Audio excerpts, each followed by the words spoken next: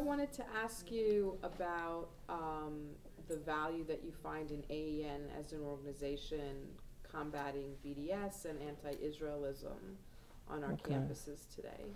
Yeah, well, I see the benefit of BDS is with helping us as faculty to organize and to have support, so we are not alone, and we have a back that we can consult with, and we can get ideas, and we can have some benefit of brain, what do you say, Brainstorming. Brainstorming, That's yeah. okay, we cut out that. Yeah, brainstorming, and yeah, this is the, yeah, these are, let's do it again.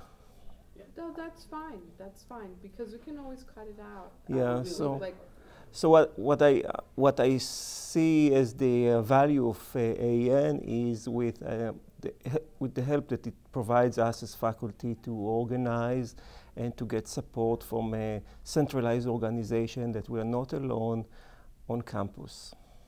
Excellent. So if you could tell us a little bit about how and why you joined AEN and the benefits that you feel come from membership in the organization. Yes, thank you. I was delighted to find AEN. I was involved, I'm a public health person, and I was involved in fighting the BDS movement through my organization.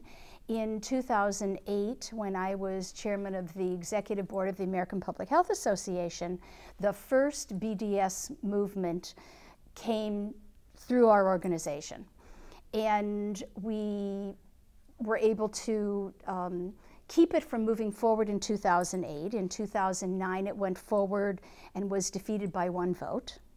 And at that time, we had no resources. We didn't know how to approach it. We were not organized. We didn't know that we needed to be organized. And the group that was promoting the anti-Israel BDS resolutions came back, and they came back in 2012.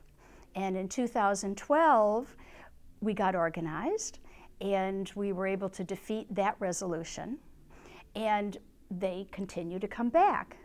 And when I found AEN, I don't teach Jewish studies. I'm a secular Jew. My background is not steeped in the Jewish religion. I was bat mitzvah, I was confirmed, I went to junior congregation, but my knowledge about Israel and about Jewish issues was not part of my active career or part of my regular life. And then I found AEN. And this is my 3rd meeting. I have found it stimulating. I have found it informative. I have found resources here that help prepare me as I fight the resolutions in my professional organization. And I feel supported, and I like the people I've met. That's wonderful. Okay, so maybe you can let us know a little bit about how the Academic Engagement Network is helpful to you and to other faculty in combating anti-Israelism and the BDS campaigns that you see on campuses. Sure. So my experience is I come from a very left family. Grandma buried guns for the revolution. Grandpa was carrying socialist literature and was being chased by the Tsar's police, right? So I came from a union family. So being a Democrat, being left is very much part of my identity. And I also come from a very Zionist family. And there was never any problem in holding both identities. I was a left progressive person who was an ardent Zionist.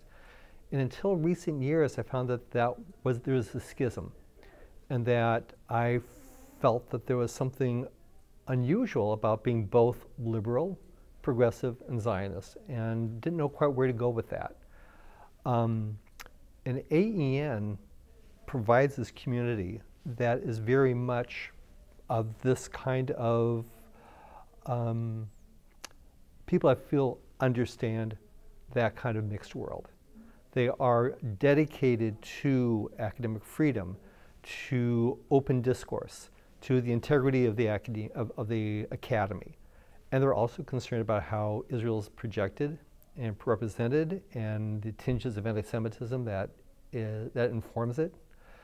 And what I also find is that while I'm often sort of alarmed by what I hear at AEN, I also find myself calmed and reassured because there is a community of people who are problem solvers. It's not a lot of histrionics. It's really, here's the problem, here's how we understand it, here's what we're doing. And there's a surprising amount of doing, and there's also a surprising amount of courage that I see. Everything from the student speakers to more senior people who are standing up against what I think are surprising odds and are succeeding. And there's something I think often contagious about that kind of bravery. And so for me, that at a global level, that's been beneficial. I had a particular incident at my campus where there was an incident of anti-Israel vandalism.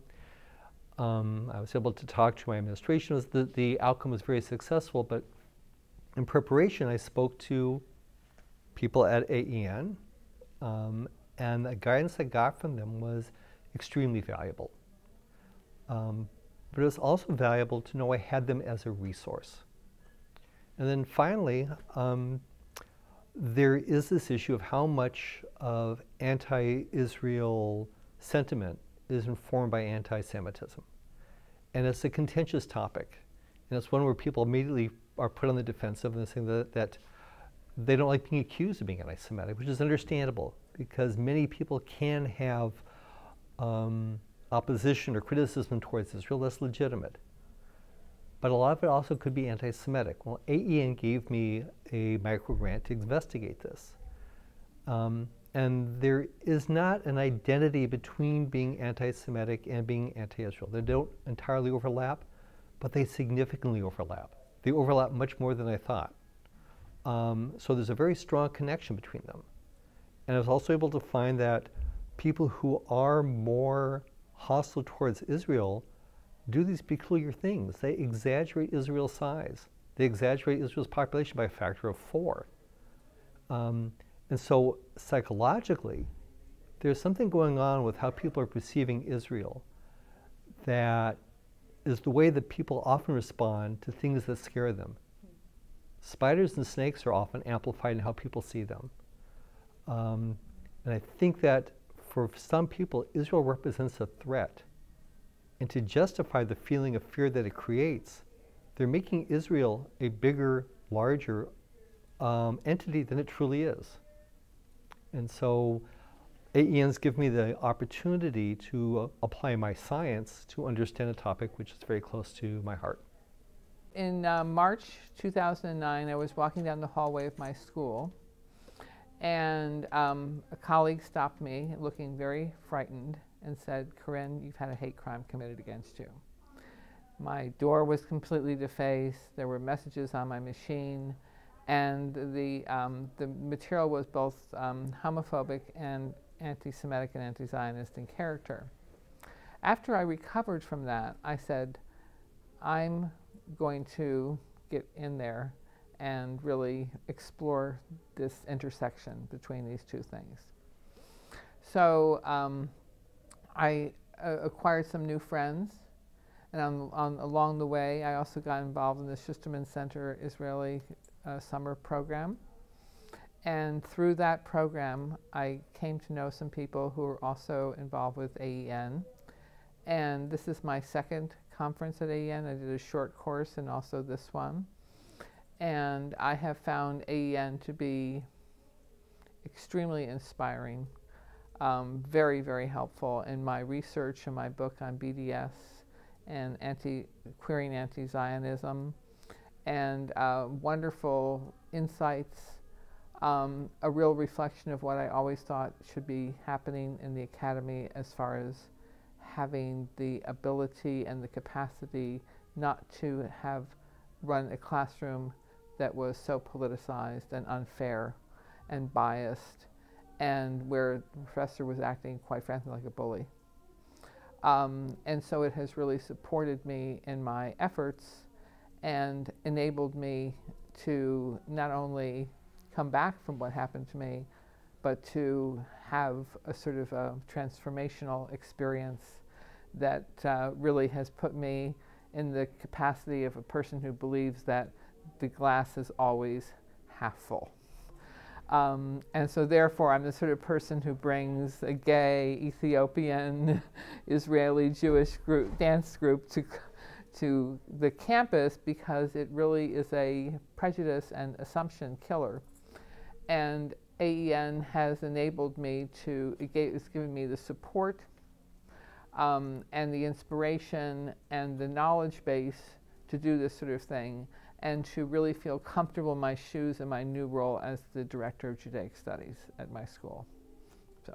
Wow. So Donna, wanted to just ask how you find AEN useful in the space of combating anti-Israelism and BDS?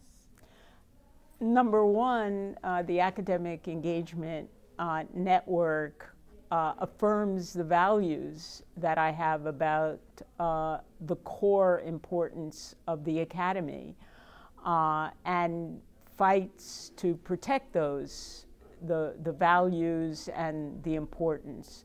And there is no more subject taught on the academy that is more degraded than the Middle East and Israel. And there are some organizations, obviously, trying to change that and protect that in many ways. But I find myself in tune with the academic engagement network because it seems to want to protect the academic integrity of studying the Middle East, not necessarily to be an advocate for one cause or another, but to try to understand what it is and to try to communicate to students, as I have put it, how rather than what to think about the Middle East. I've taught at Smith probably more Muslim and Arab students than Jewish students, and I'm very proud of trying to get students to try to imagine themselves in at certain crucial points in the history of the conflict, the history of the Middle East, and to see how they would have reacted given the choices they could have perceived at that particular time. I've actually had students from Saudi Arabia role-playing Benjamin Netanyahu, though they asked me not to mention it to their parents. I've had Palestinian Americans, that is Palestinians who were born in America, who have come to my classes to get a sense of what Palestinian identity is. I'm very proud of the fact that students could come into my class, feel comfortable about studying all the material that I exposed them to, and felt comfortable about articulating their own views, and their own views were very different sometimes from mine, and sometimes, very often, I would select articles and books on a syllabus that didn't reflect my own views, just to set up a challenge with the students and to talk about the fact that my view, even as teacher, was not sovereign. And so we could learn together as long as they did the work. I insisted that they read and write a lot. And that I think is the mission of the Academy. What the American Academy did best was to create cohorts of critical thinkers. And the critical thinkers could go out into all fields, government, journalism, teaching, and continue that tradition. When we lose that, when teachers become advocates in the classroom for one sort or another, and Israel becomes not a topic of analysis or a topic of research, but a symbol for whether you're on the right side or the wrong side of history, then it not only loses something for the study of the Middle East and Israel. They'll go on, and particularly Israel will. But it loses something for the American Academy. It loses something distinctive that we had in the American Academy, and just betrays not only the generations of founders and people who worked hard to broaden the perspective, but also, I think, will just degrade the kind of citizens we can have in the United States.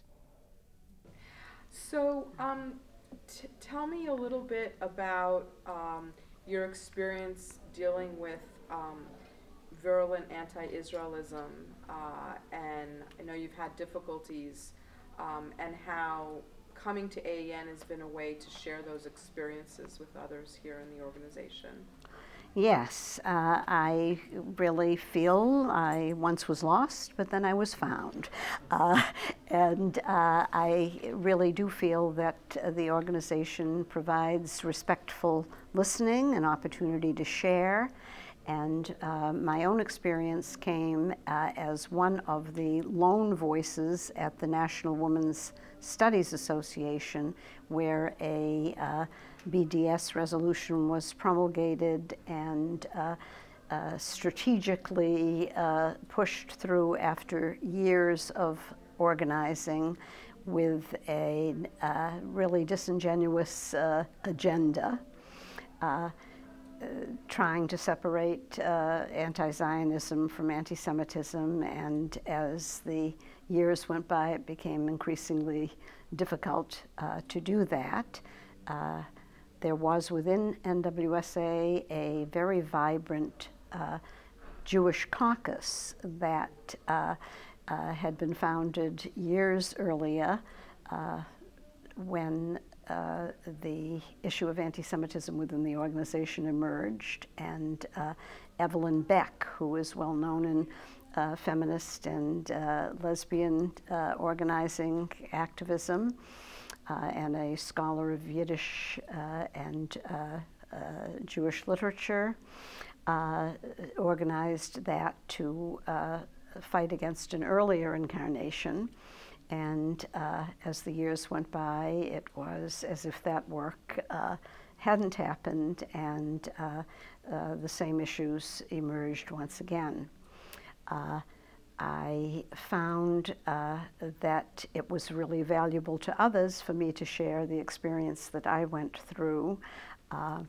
The resolution was presented as if suddenly there had been a vox populi, and it was the membership demanding that we support a BDS resolution, when in fact, for a number of years before the resolution was presented, Angela Davis and several other people associated with that initiative had been keynote speakers, and I